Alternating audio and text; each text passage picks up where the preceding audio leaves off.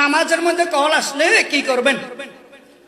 প্রথমে অবশ্যই ইকামতের আগে মোবাইল বন্ধ রাখবেন অথবা সাইলেন্ট দিয়ে রাখবেন।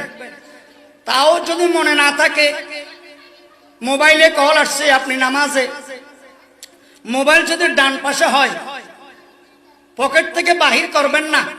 কল আসছে, বাজতেছে, পুরা মসজিদের মুসল্লিদের একাগ্রতা নষ্ট করা যাবে না। কল এটা বাজতে থাকলে তো সমস্যা।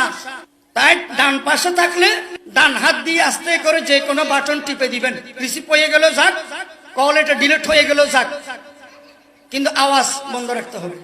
আর যদি বাম পাশে থাকে বাম হাত দিয়ে একটা বাটন টিপে দিবেন। মোবাইল পকেট থেকে বাহির করবেন না, এটা আমলে কাসির হবে। পকেট থেকে বাহির করে যদি কে কল দিছে না দিছে, জরুরি না বেজরুরি, এটা দেখে তারপরে কল কেটে আবার পকেটে ঢুকাইলেন। নামাজ ভঙ্গের কারণ 19টার মধ্যে একটা হচ্ছে আমলে কাসির।